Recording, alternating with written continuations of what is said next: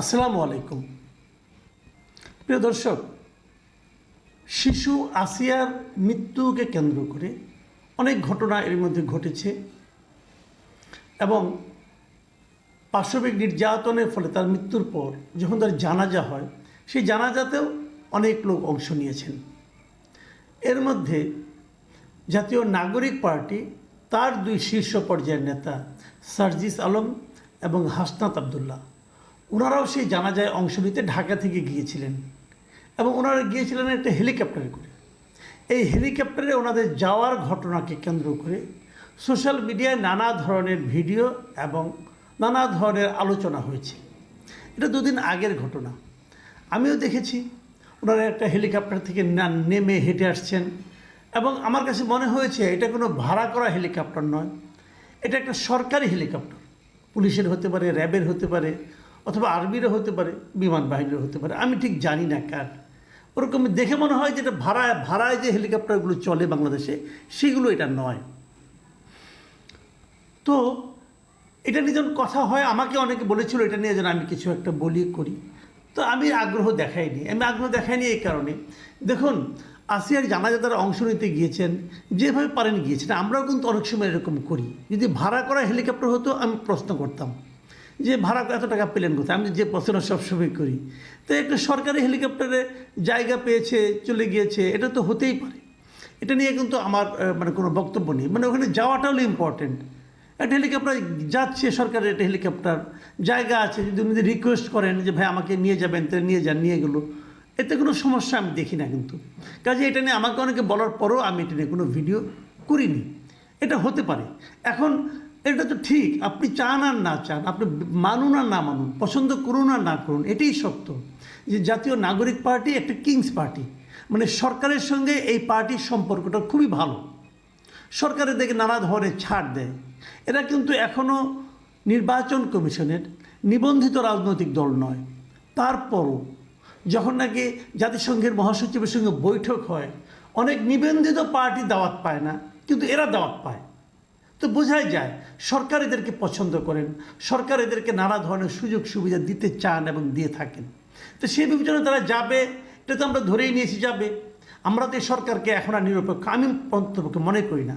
আমি মনে করি এই সরকার এই পার্টিটার প্রতি খুবই পক্ষপাতদুষ্ট আচরণ করে থাকে এবং হয়তো আগামীতেও করবে। যাক, সেটা অন্য প্রসঙ্গ, এটা নিয়ে আমি আগেও কথা বলেছি, হয়তো আগামীতেও বলবো। কিন্তু তারপরে আমি মনে করেছি এই হেলিকপ্টার কাণ্ড নিয়ে আলোচনা না করাই ভালো। আমি আলোচনা করিও নি, আর আমি অত বেশি আলোচনা করতেও চাই না। এত বিষয় কোথায় পাই, এত বিষয় নিয়ে কীভাবে করব। যাই হোক, কিন্তু এটা নিয়ে আজকেই আলোচনা করব। আজকে আলোচনা করব কেন, যে গতকালকে এই সার্জিস আলম এই ঘটনাটাকে কেন্দ্র করে একটা ফেসবুকে স্ট্যাটাস দিয়েছেন। এই ফেসবুক স্ট্যাটাসটা পড়ে সত্যি বলতে গিয়ে আমার খুবই মন খারাপ হয়েছে। আমি ভাবতে পারিনি যে এই লোকগুলো এতটা ঔদ্ধত্যপূর্ণ আচরণ করতে পারে। আমি ভাবতে পারিনি, বিশ্বাস করেন, আমি ভাবতে পারিনি। আমি শুনেছি যে সার্জিস আলম নাকি একসময় ছাত্রলীগের রাজনীতির সঙ্গে জড়িত ছিলেন এবং তার কথাবার্তার মধ্যে ওই ছাত্রলীগের লিডারদের মধ্যে যে ঔদ্ধত্যটা ছিল, আমি তা দেখতে পেয়েছি। উনি মানুষকে জ্ঞান দেওয়ার চেষ্টা করেছেন। আমি কয়েকটা জায়গায় বিশাল উনি একটা স্ট্যাটাস দিয়েছেন এবং সেই স্ট্যাটাসের প্রায় 550 ওয়ার্ডের মতো, শব্দের মতো বিশাল স্ট্যাটাসের একটা উনি দিয়েছেন। উনি এখানে প্রথম থেকে বলেছেন, দেখুন শুরুটা কীভাবে করেছে, চলেন সোজা সাপটা কিছু আলাপ করি। ওই যেটা নিয়ে আপনারা আলাপ করছেন, সেই ফুটেজ নিয়ে, এক ধরনের অ্যাটাকিং অ্যাটিচিউড। এটা তো ঠিক না। এটা উনি কার সঙ্গে কথা বলতেছেন? পাবলিকের সঙ্গে। তারপরে উনি নানাভাবে বর্ণনা করলেন কীভাবে আসামিকে দ্রুত গ্রেফতার করতে হবে, কীভাবে এটা তাড়াতাড়ি বিচার করতে হবে, এই ব্যাপারে তারা কীভাবে সরকারকে বলেছেন, এই কথাগুলি আলোচনা করলেন। এবং উনি ভাবখান এরকম যে উনি বলেছেন, অবশ্যই ব্যাখ্যা করেছেন যে আমার কারণেই হয়েছে তা না, হয়তো অন্যরাও বলেছে, কিন্তু উনি যে বলেছেন বিশাল একটা কাজ করেছেন। কীভাবে আইসিইউতে গিয়েছেন, সিএমএইচে গিয়েছেন, দেখা করে চেষ্টা করেছেন, অনেক কাজ উনি করেছেন। এই ব্যাপারে উনি একাই করেছেন, আর কেউ করেনি বোধ হয়। দেখ, এইভাবে উনি বলেছেন। আমি ওগুলো নিয়ে আলোচনায় গেলাম না। শুনুন তারপরে কি হয়েছে। উনি কীভাবে হেলিকপ্টারে উঠলেন, সেনাবাহিনী র্যাব থেকে পরিবারের জন্য বরাদ্দকৃত হেলিকপ্টার, পরিবারের জন্য বরাদ্দকৃত হেলিকপ্টারে যখনই একাধিক সিট খালি থাকার কথা শুনেছি তখনই মাগুরায় গিয়েছি, এটা উনি বলেছেন। আচ্ছা, হেলিকপ্টারের একটা সিট যদি খালি থাকে, আমি যদি যে বলতাম আমাকে নিয়ে যান, নিয়ে যেত। আমি কিন্তু যত না সার্জিস আলমকে দোষ দিই, তার চেয়ে বেশি দোষ দেই যা নাকি সেগুলো নিয়ে গেছেন ওনাদেরকে। ওনারা তো একটা পলিটিক্যাল পার্টি, অন্য একটা পলিটিক্যাল পার্টির লোক যদি বলতো আমি ওখানে যেতে চাই, সিট খালি আছে আমাকে নিয়ে যান, ওনারা নিয়ে যেতেন। তবে যে অংশটুকু নিয়ে, মানে ওনার স্ট্যাটাসের যে অংশটুকু নিয়ে আমার মূলত আপত্তি, সেগুলো আপনাদের আমি একটু পড়ে শোনাই। উনি লিখেছেন, এই পুরো ঘটনার মধ্যে সর্বশেষ অংশটুকু আমি ফেসবুকে দিয়েছি এবং ফেসবুকে দেওয়া অংশটুকুকে সামগ্রিক মনে করে মিডিয়া এবং কিছু পাবলিক জাজমেন্ট করা শুরু করলো। মানে উনি যে এর আগে আইসিইউতে দৌড়েছেন, সিএমএইচে গিয়েছেন, সরকারের উপদেষ্টাদেরকে বলেছেন যে আইন চেঞ্জ করার জন্য, এগুলো আমরা দেখছি না। আমরা কেবল দেখছি ওই যে উনি হেলিকপ্টার থেকে নামলেন, ওই যে ফুটেজটুকু উনি আপ করেছেন, এটুকু দেখে আমরা নাকি জাজমেন্ট শুরু করেছি। মিডিয়া জাজমেন্ট শুরু করেছে, পাবলিক আমরা জাজমেন্ট শুরু করেছি। তারপরে উনি আরও বলছেন, শুনেন, তার মানে আমরা যতটুকু সোশ্যাল মিডিয়া কিংবা গণমাধ্যমে প্রকাশ করি ততটুকুই হচ্ছে বলে আপনারা মনে করেন এবং সেটাকে পুরো ঘটনা ধরে জাজমেন্ট শুরু করেন। অর্থাৎ আপনারাও আসলে ফুটেজের দিকেই তাকিয়ে থাকেন, আবার যদি কোনো কিছু না দেই তখন মনে করেন কিছুই করা হয়নি। কি অদ্ভুত! তারপর লিখেছেন, দিলে বলেন ফুটেজমুখী আর না দিলে বলেন কিছুই করিনি, কিছুই করেনি। আপনাদের এই ডাবল স্ট্যান্ডার্ড কবে একটা সিঙ্গেল স্ট্যান্ডার্ডে পরিণত হবে? বোঝাই যায় সার্জিস আলম ক্ষেপে গিয়েছেন। উনি ক্ষেপে বলছেন যে আমরা যারা নাকি জাজমেন্ট করছি আমরা একটা ডাবল স্ট্যান্ডার্ডের লোক। ডাবল স্ট্যান্ডার্ড মানে যদি ওনারা ফুটেজ না দেন তাহলে আমরা মনে করি ওনারা কোনো কাজ করেননি, আর যদি ওনারা ফুটেজ আপ করেন তখন আমরা কেবল মনে করি ওনারা কেবল ফুটেজে যতটুকু দেখা যাচ্ছে ততটুকুই করেছেন। এটা হলো আমাদের ডাবল স্ট্যান্ডার্ড। উনি হাহাকার করছেন, আফসোস করছেন যে আমাদের এই ডাবল স্ট্যান্ডার্ড কবে সিঙ্গেল স্ট্যান্ডার্ড হবে।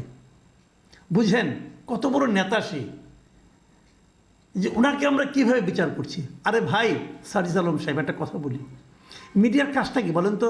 বুঝেন, মিডিয়া যখন একটা মিটিংয়ে আপনি মনে করুন 32টা ইস্যু নিয়ে কথা বলছেন, মিডিয়া কোনটাকে দেখাবে? 32টা দেখাবে? তাহলে তো পুরো পত্রিকা আপনি ছাড়া আর কারো কোনো নিউজ আসবে না।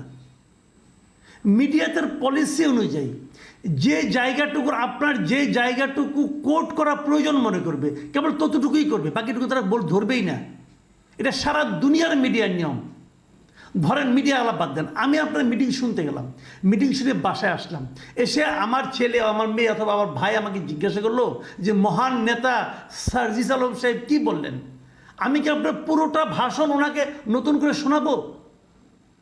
নাকি ওইখানে আপনি যা যা বলেছেন তার মধ্যে যে বিষয়টা আমার কাছে গুরুত্বপূর্ণ মনে হয়েছে অথবা যে জিনিসটা আমার কাছে বিতর্কিত মনে হয়েছে আমি কেবল ততটুকুই বলবো?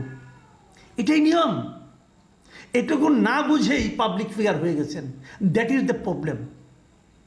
এটাই সমস্যা। সময়ের আগেই পাবলিক ফিগার হয়ে গেছেন। পাবলিক ফিগার হওয়ার জন্য যতটুকু ঘাত প্রতিঘাতের মধ্য দিয়ে যেতে হয় সেটা তো জান নাই, চট করে হয়ে গেছেন এবং মনে করছেন পৃথিবীর সমস্ত লোক আপনার প্ল্যান অনুযায়ী চলবে, আপনার চিন্তা অনুযায়ী চলবে। আবার এই ধীর স্থিরতা নিয়ে, এইটুকু সহ্য ক্ষমতা নিয়ে একটা পার্টিও খুলে বসেছেন, পার্টির নেতাও হয়ে গেছেন, সামনে নির্বাচনে যেতে ক্ষমতাও যেতে চান। সার্জিস আলম, দুনিয়াটা এত সহজ না ভাই। আরেকটু পরিশ্রম করতে হবে, আরেকটু ধৈর্য ধারণ করা শিখতে হবে, আরেকটু পাবলিককে আরও একটু সম্মান করা শিখতে হবে। সম্মানটা করতে ভুলে যাচ্ছেন বারবার। দেখেন আপনি আরও কি লিখেছেন। তিনি লিখেছেন ওই আপনারা একটা আগে পৌঁছার আগে ওখানে একটা রুমে বসেছিলেন, ওখানে বসে মোবাইল টিপেছেন, এটা নাকি কে ছবি তুলেছে, এটা দেখেও আপনার আপত্তি। আপনি বলেছেন ওই সময় কেউ ছবি তুললো এবং কালের কণ্ঠ একাধিকবারের মতো এবারও অপেশাদারিত্বের পরিচয় দিয়ে তাদের অনলাইন পোস্টে সেটা প্রকাশ করলো। কালের কণ্ঠ যেটা প্রকাশ করেছে সেটা তো অপেশাদারিত্ব। এটা বিচার করার আপনি কে ভাই?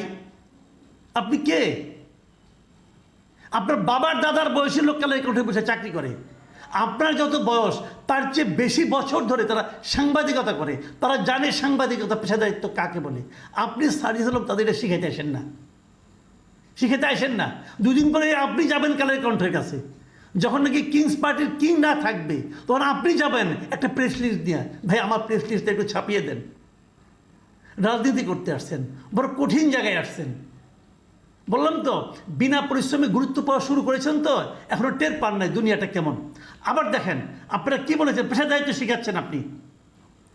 এই আচ্ছা, নিজের বিবেককে জিজ্ঞাসা করেন, 1.5 ঘন্টা কোথাও বসে থাকলে অন্তত কয়েক মিনিট আপনার ফোনের নোটিফিকেশন চেক করতেন কিনা?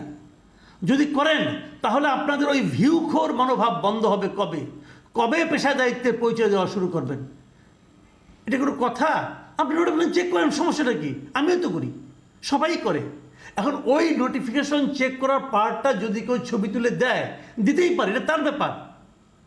ওটাকে লোকে কীভাবে দেখবে না দেখবে এটাও তাদের ব্যাপার। আপনি কি এগুলি নিয়ন্ত্রণ করার, আপনি কি এই ব্যাপারে নেগেটিভ মন্তব্য করার কে আপনি? শেষ কথাটা আপনি যে লিখছেন সেটুকু আমি পাবলিক একটু পড়ে শোনাই আমার দর্শকদেরকে। আপনি লিখেছেন, শুনুন, ঘরে বসে থেকে সোশ্যাল মিডিয়ায় জাজমেন্টের বড় বড় অ্যানালাইসিস কপচানো যায়। শব্দটা খেয়াল করুন, কপচানো যায়। কিন্তু যাদেরকে আপনারা সুযোগ পেলেই নানা বিশেষণে বিশেষায়িত করেন, যে কোনো ফরম্যাটে, যে কোনো সীমাবদ্ধতা নিয়েই হোক না কেন, দিন শেষে তারাই মাঠে দৌড়ায়। আহারে, আপনারাই মাঠে দৌড়ান, আর সবাই মাঠে বসে বসে ঘুমায়, ঝিমায়। ভাই নিজেদের এত বড় মনে করেন না, আহামরি কেউ কেটা কেউ হয়ে যান নাই, অথচ ভাবতে শুরু করেছেন। জীবনটা বড় কঠিন এবং রাজনীতিটা আরও কঠিন। সেই রাজনীতির পথে পা বাড়িয়েছেন। আরে এত অসহিষ্ণু হলে চলবে? সবাই মাঠে দৌড়ায়, সবাই। আপনি সার্জিস আলম যতটুকু মাঠে দৌড়ান তার চেয়েও 10 গুণ দৌড়ানো লোক এই দেশে বহু আছে, হাতে গোনা শেষ করতে পারবেন না।